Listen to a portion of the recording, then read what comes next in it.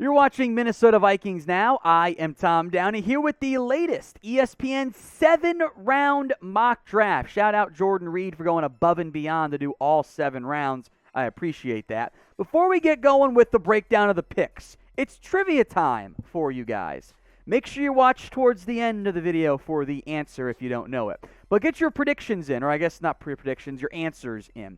Who has the most passing yards in a single game in Minnesota Vikings history? Get those predictions.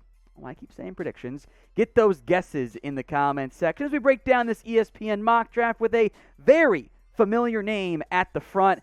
Derek Stingley, the cornerback out of LSU. He is the pick here by ESPN in the first round. And if you have been subscribed for even just a week, you know I love this pick for Minnesota. I think Stingley is a perfect option for the Vikings in round 1. We know he tested well at his pro day. That should not be a surprise in any capacity. That's a good thing for Stingley, of course. The freshman year film is some of the best cornerback film we've seen in years. That's how good it was. He was the best corner as a freshman. The problem is, and why he might be there for you in round 1, injuries and lesser play the past 2 years. If the arc was reversed, if Stingley had played the way he did his freshman year this past year, we're talking about him as a top 5 almost lock. He would be cornerback 1. Because the arc has been flipped, well, it's not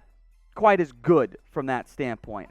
I think he needs a big brother. I think Minnesota and Patrick Peterson are a perfect pairing for Minnesota and Stingley. Round 2. Jalen Pitre, the safety out of Baylor. Although I do want to see some more from Cam Bynum. I was impressed with his limited role last year. I love the value and the fit for Minnesota. I think Jalen Pitre is a really good football player. At Baylor, he kind of played this like overhang, nickel corner, edge rusher, linebacker, super safety role. It's not that different than what Tyrann Mathieu has been for much of his NFL career as that kind of like almost chess piece on defense. 18 tackles for loss is an insane number for a 5'11", sub-200-pound safety. Yeah, that's pretty crazy from that standpoint right there. I wondered, okay, could he hold up in man-to-man coverage? He did at the Senior Bowl. I have an early second-round grade on him. Does miss a few too many tackles. It's the length and size right there. But adding Petrie to this defense, you go Stingley, Petrie, round 1, round 2, I think you feel great about where your secondary is at, short-term and long-term as well. What position do you think the Vikings need to address in this year's draft? I think corner is the number 1 need even after re-signing Patrick Peterson, but I want to hear from you guys. If you get the ad break on YouTube here, by the way, take advantage of it. Head down there and let me know in the comments what position you think the Vikings need to address.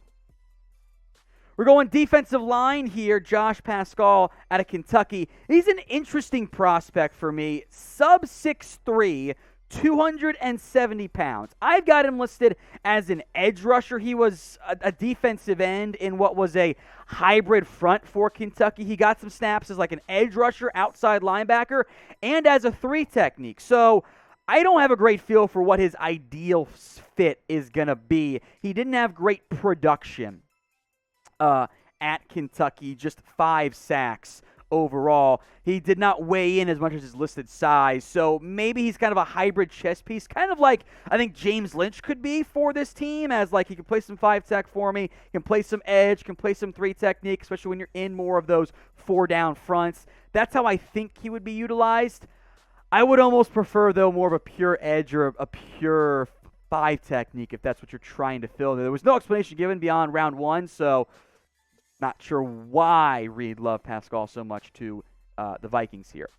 Now, we'll break down every single pick as it happens for you guys on our Chat Sports YouTube channel. We'll be live for day 1, day 2, day 3, all 7 rounds, and we'll actually break down each and every single pick. That's why I spend so much of my free time breaking down and doing these prospects so that when we get to round 5, I actually know who's being picked, and unlike ESPN, we'll actually discuss each and every single prospect. So if you want analysis as it happens on every Vikings pick, go subscribe to the Chat Sports YouTube channel. It's youtube.com/chatsportstv. I'll make sure that link is in the comment section and in the description. Round 5, pick number 156, Dawson Deaton is the selection here out of Texas Tech. This is a center-only prospect who does not look like a center. He's listed about 6'6", 310.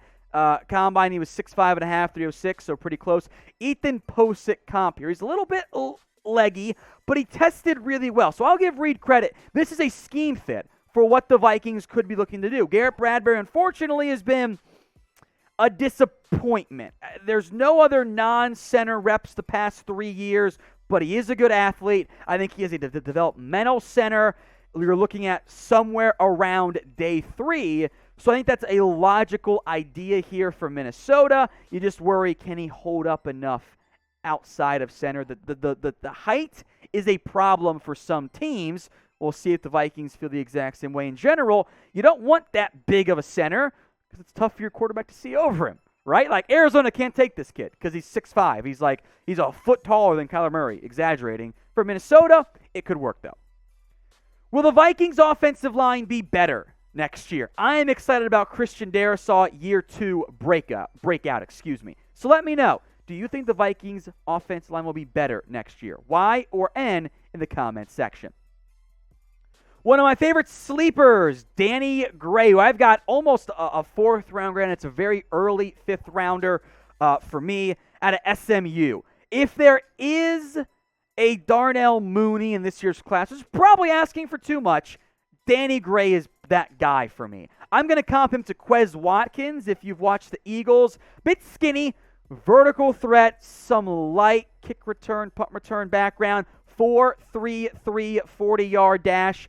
More of a straight line guy than he is like this crisp, fluid, nifty route runner who lacks good special teams background, but he is fast. He can be an outside threat, good production for the Mustangs of SMU. Gray's a good name to keep an eye out for. He's one of my favorite sleepers in this year's class, as close as we can get to sleepers these days. Speaking of that, I want you to name a sleeper for me in the comment section. Drop a name or names right now that you think people are sleeping on in the 2022 NFL Draft. Another round 6 pick here, number 191, Cole Turner. He is an interesting prospect because he began his career at Nevada as a receiver. And even though he moved to tight end for Nevada, he wasn't really a tight end. He was a big slot. That was his role for Nevada. He's got to add power.